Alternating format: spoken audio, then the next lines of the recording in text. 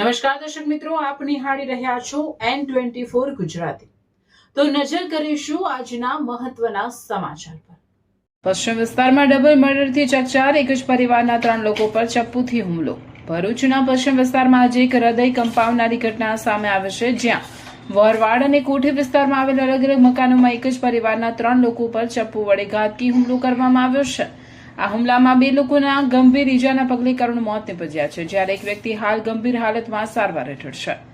વહરવાડ અને કોઠી વિસ્તારમાં બનેલી આ ઘટનાને પગલે સમગ્ર પંથકમાં ભારે સનસનાટી મચી ગઈ છે।